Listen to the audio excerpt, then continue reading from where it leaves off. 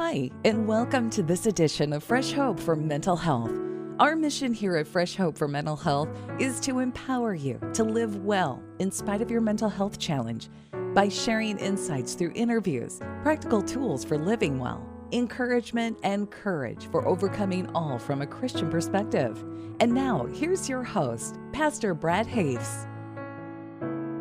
Hello, my friend, and welcome to Fresh Hope for Mental Health. I'm Brad Hoefs, your host. Our purpose here on Fresh Hope for Mental Health is to empower you to live a faith-filled, rich, and full life in spite of having a mental health diagnosis. Well, today I have with me a guest that could have been in the studio, but he's on the phone anyway, and I'm glad that he's on the phone with me today. His name is Brian Wieck. Brian and I have known each other for a number of years now, as he's a participant in my Fresh Hope group, and he has written a book about his journey. And Brian, I want to welcome you to Fresh Hope for Mental Health. Great to have you. Well, thank you, Brad. Thanks for calling me.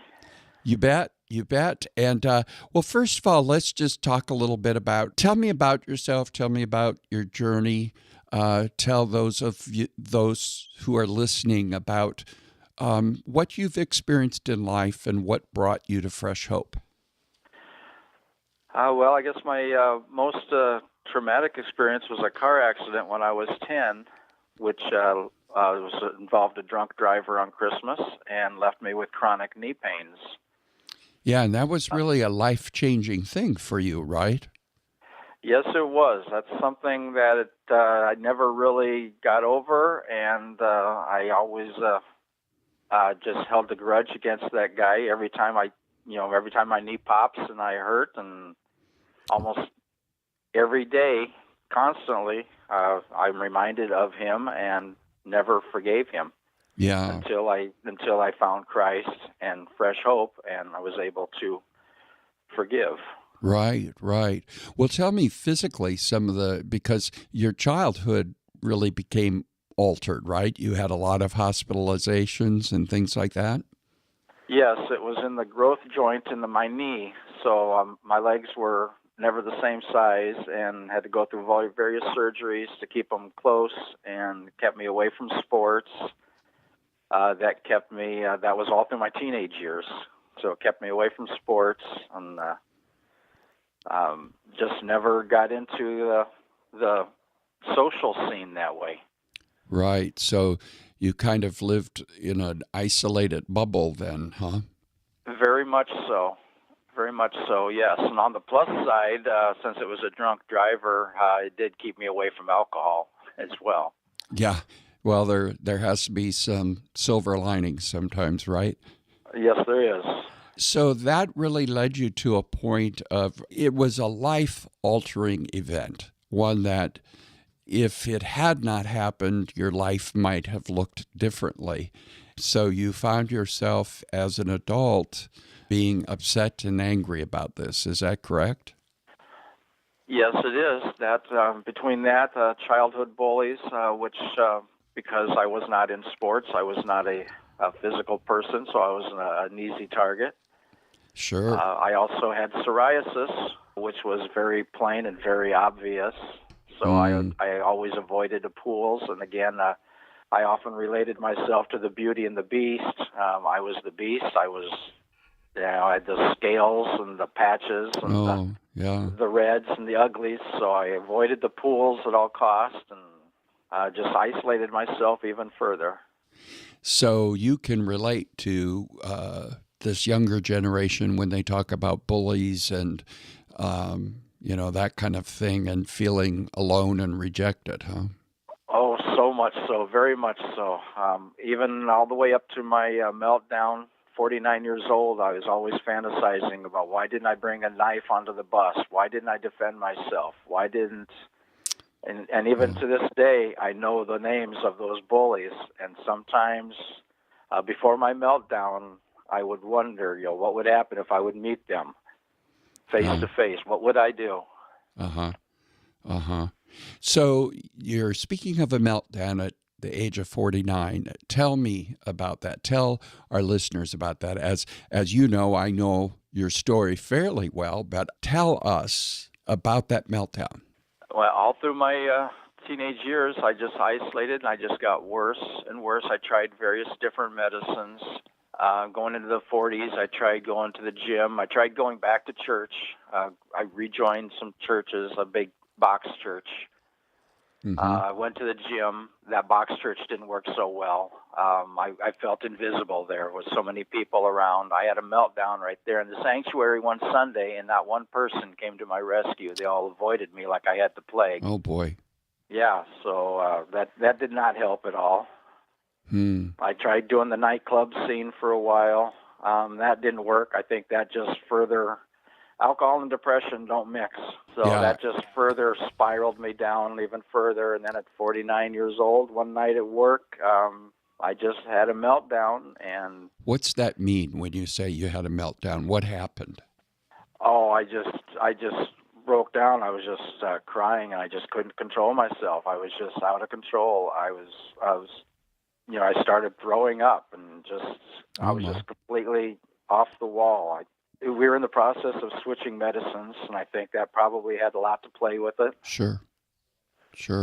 And because it happened at work, I had my suicide plan all figured out. I knew exactly what I was going to do. I worked nights, so I would just close my eyes one morning on the way home from work and drive into a grove of trees, and it would be done. But because it happened at work, because God planned this out, it happened at work, I wasn't able to carry out that plan. I had people there that protected me.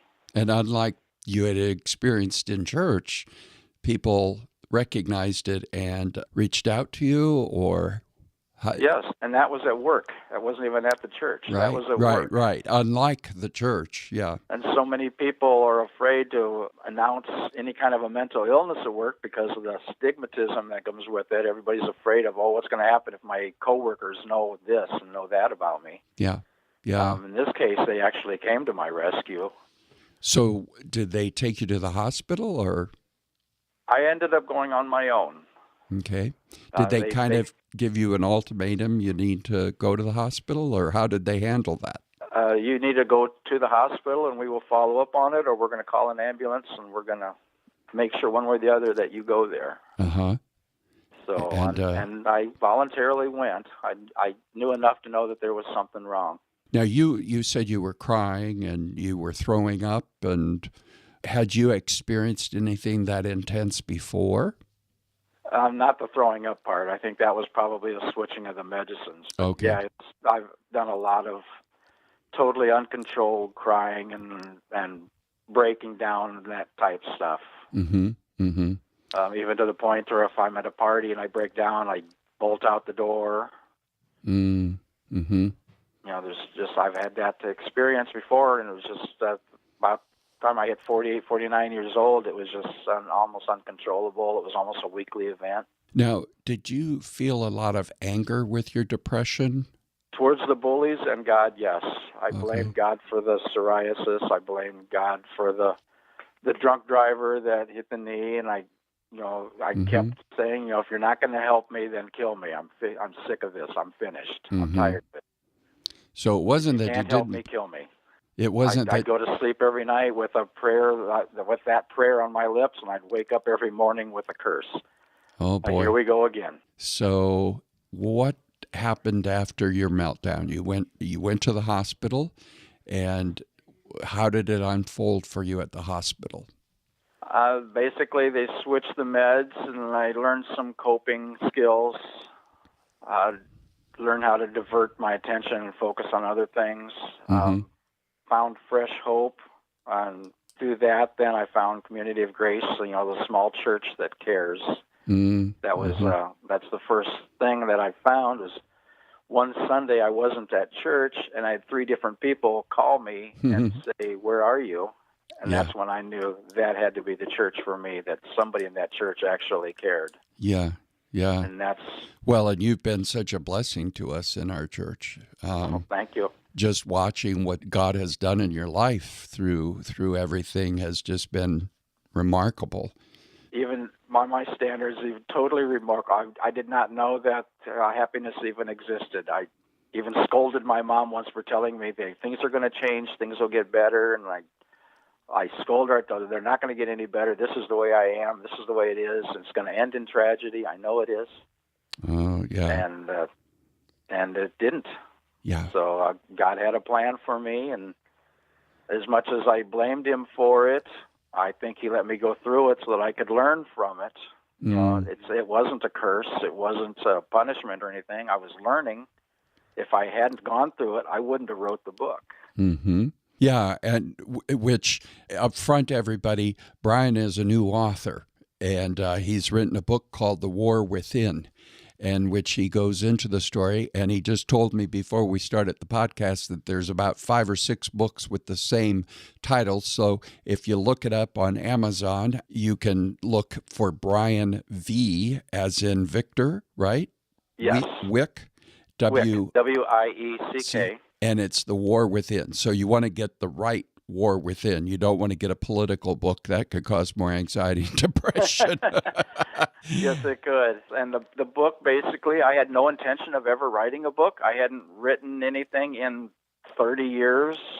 When I was youngster, teenager, I wrote some small songs and things like that. It was my way of relief back then, even. But I'd kind of gotten out of it and forgotten about it until I took some classes at Community of Grace where I had to learn to write, and I had to start reading again, and that kind of opened up that window again to where I realized, hey, writing is good. That's a way of release. Right. It's a way for me to get out my frustrations. And every time I write, I would be in a bad place. I would be in a negative spot, and as I start to write, I would convince myself that things are going to get better.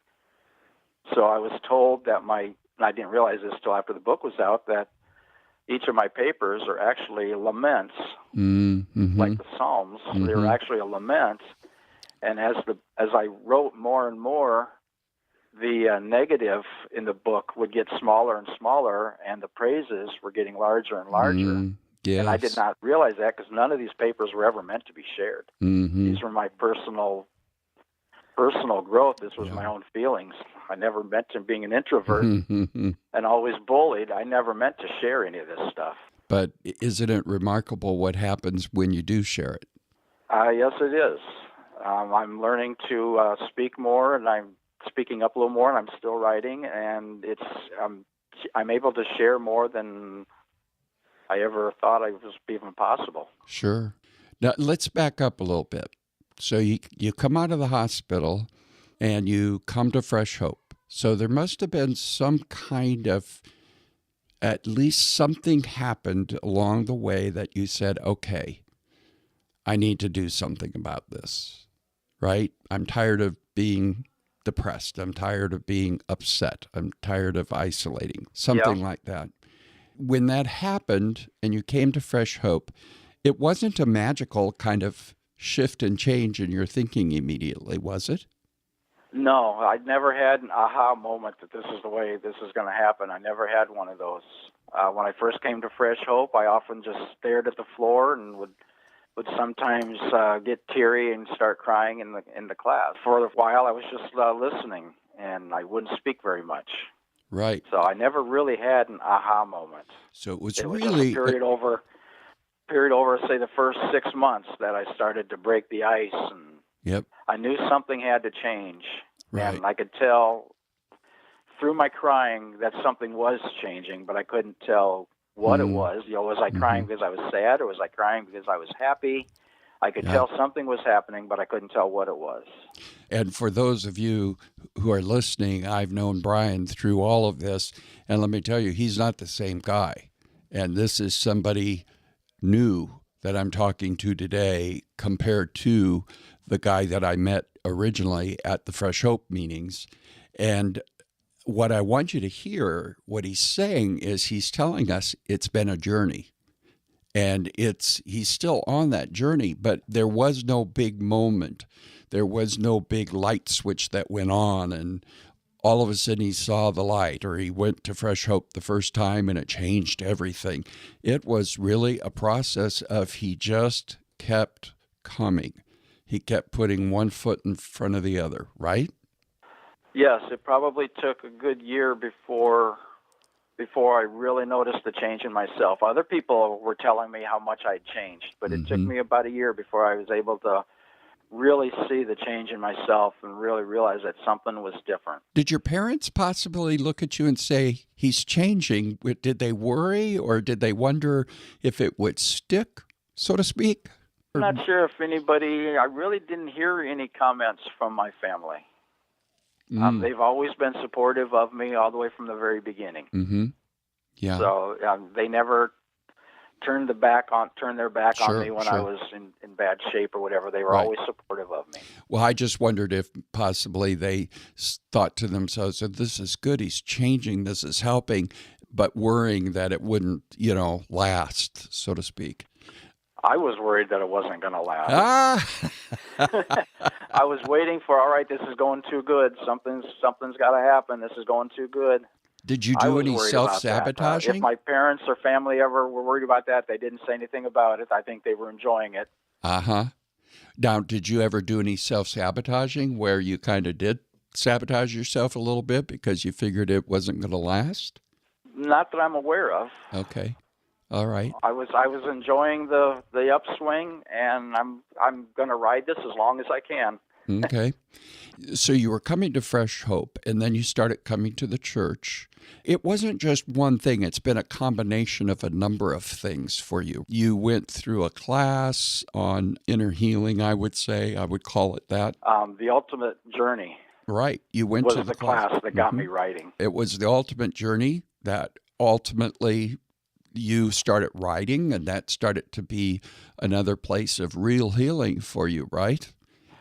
Yes, the Ultimate Journey was the class that got me writing. That was the class that got me started. Yep. Because that was the class where you had to write to the younger me and the older me, and I had to go back and forth and relive those feelings of the bullies and the psoriasis and the broken bones and the loneliness, and I had to go back and root, and that's where I learned to do that forgiving, and that's where I learned who hurt me and how to forgive, and did all that writing, and it's that writing that got me started. After the Ultimate Journey ended, I kept journaling, and those journals turned into papers, and those papers ultimately ended up being the book. Yeah. Also, you went to another class that we have, or group called Soul Care, right? Soul Care, yes. That was a good one, too. We didn't do any writing during that one, but that was a very good one for rehashing those and learning to forgive and learning to share classes. Yes. Yep. Yeah. So you've written this book, and the book really takes you from the journey of the lamenting that you had to do and did, and you're sharing it with people. What kind of response have you heard about the book? I've heard some good responses. Some people say it's kind of scary how close I was. Some of my family members say how scary it was, and others say it's inspirational, that it gives them hope. Yeah. So you had family members that were probably surprised that you were as suicidal as you were, or had a lot of ideation or suicidal ideations about just being out of the pain, correct? Yes, I could put on a happy face. I could, just because I was depressed doesn't mean I couldn't tell a joke. I could put on a happy face with the best of them, but after the party, after the birthday party or anniversary or whatever, I'd get home and to the empty house. I'm never married, no kids. So I'd get home to an empty house, and I would just melt down. I would just break down. Now, there was a point in there, and maybe I don't have this part of your story correct, but at some point you were really busy doing artwork. You were doing painting and making crosses and things like that. Was that after the meltdown, or were you? That was after the meltdown, yes. I wasn't doing any artwork prior to the meltdown. I'd done stuff back in, when I was in the teens and 20s, when I was doing my, writing little songs and doing little things to help back then. But right. And you made these incredible crosses that had words on them that you painted onto the pieces of wood that you'd make the cross out of. And did that have something to do with your recovery? Was that a point at which somebody that's listening to this could learn from, possibly? Yes, that was I guess you would call it a diversion, one of those diversionary tactics. It was when I'd start to get depressed, I would start putting together these little scrap pieces of wood about the size of a fist maybe and arrange them into a puzzle type in the shape of a cross. Different kinds of wood have different colors and different textures to them. Mm-hmm. And I would use different color paints for the words, and it was just like putting a puzzle together. But and all the words, I had to think of the words, what words to put. Where do you put faith? Where do you put trust? Where do you put love? I had to get them to where they're all balanced out and look good, and get the colors and the grains all to match. And that was just a way to a diversionary tactic to, just like writing. It was a way to get me out of my dump and get me back into a good place. Right. And the thing is that you didn't use negative words on those crosses. They were always positive, faith-filled scriptural words.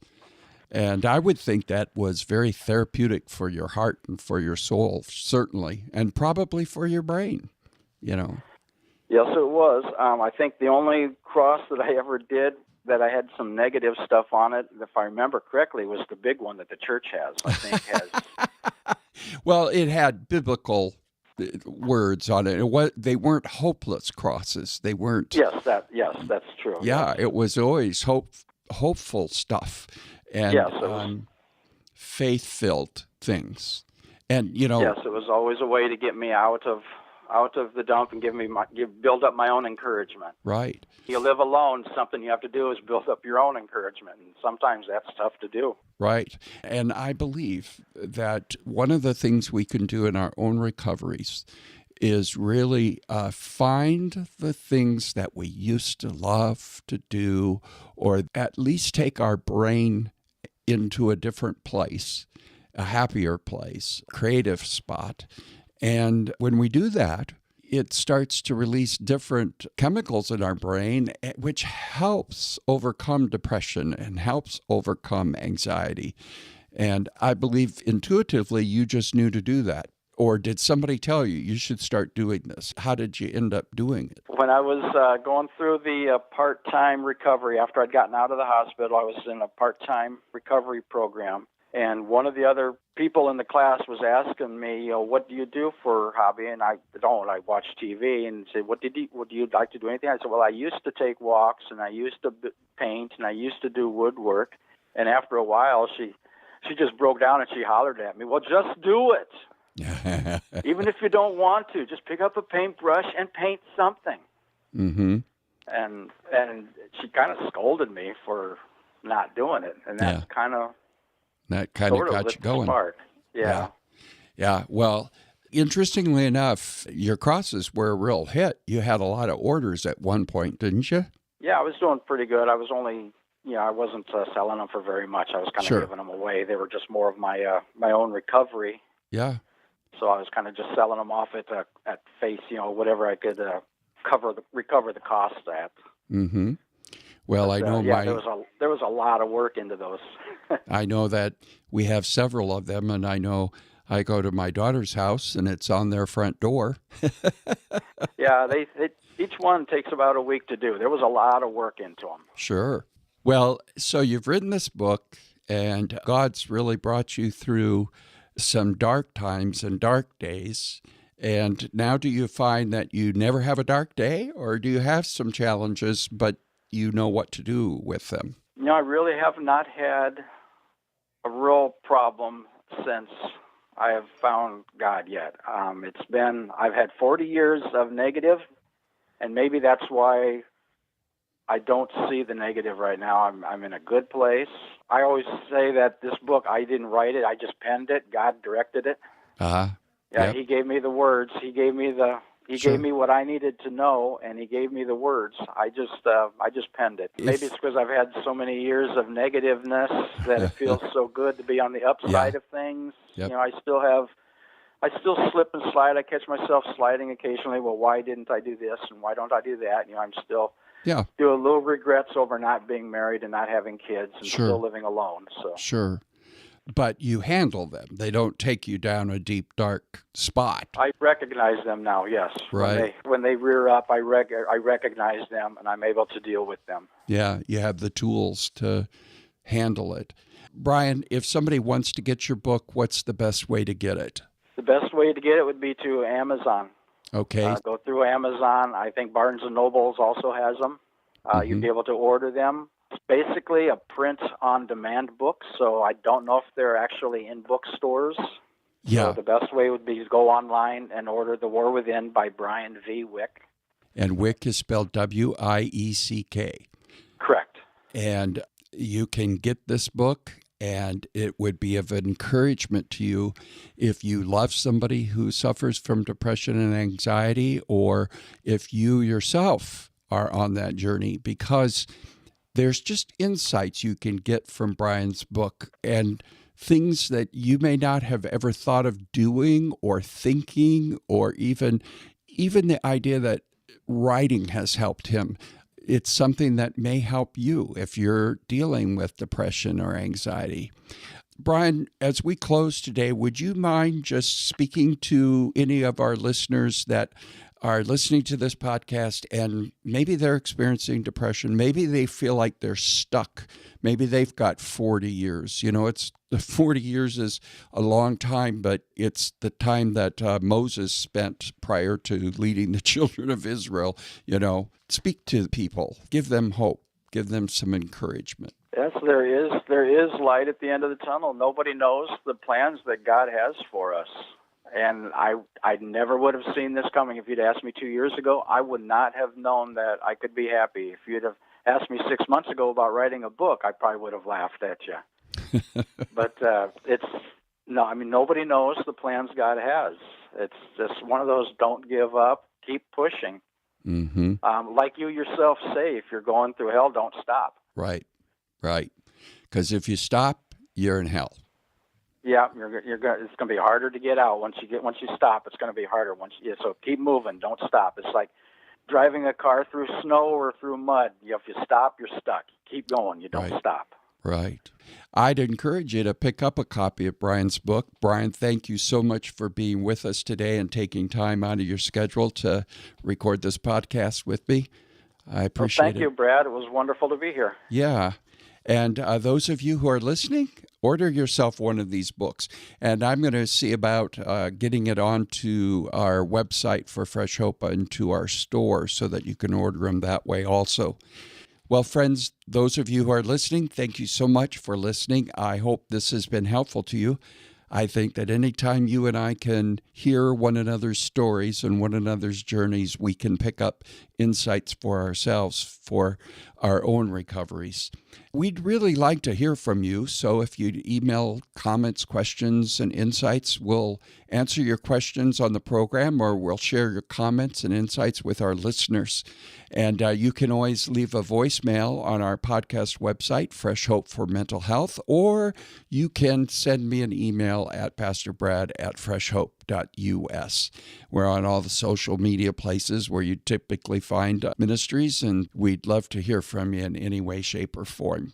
Would you mind doing me a favor? After you hear this podcast, if you're listening on iTunes, be sure and write an honest review of it. It helps other people find us on iTunes. We also have books and groups and things like that and resources you can find on our website, freshhope.us. So be sure to tell your friends about this program. And until the next time, may the Lord fill you with His hope, fresh and new daily. I'm Brad Hoefs, your host, and this has been another edition of Fresh Hope for Mental Health. You've been listening to Fresh Hope for Mental Health. If you have an opportunity, please review, share, and subscribe to the Fresh Hope for Mental Health podcast on iTunes or on the service that you use. We encourage you to share our podcast on social media with your friends and family. Previous podcasts of Fresh Hope for Mental Health can be found at freshhopeformentalhealth.com, iHeartRadio, Stitcher Radio, and iTunes. The Fresh Hope for Mental Health podcast is part of Fresh Hope. Fresh Hope is an international network of Christian mental health peer support groups which empower people to live well in spite of having a mental health diagnosis. For more information about Fresh Hope, go to freshhope.us. Fresh Hope is one of the leading networks of faith-based peer support groups internationally. Our host, Brad Hoefs, is founder and president of Fresh Hope. He is a pastor who is living well in spite of having bipolar disorder. Brad is the author of the book Fresh Hope for Living Well, which is available at Amazon.com. Brad is also a speaker, blogger, hope coach, and mental health advocate. You can find more out about Brad by going to bradhoefs.com. Hoefs is spelled Hoefs. If you or someone you know is interested in attending a Fresh Hope group meeting, go to freshhope.us and click on Find a Group. Not only do we have local groups, but we also offer Fresh Hope groups online also. If you're interested in starting a Fresh Hope group in your community, email us at info@freshhope.us.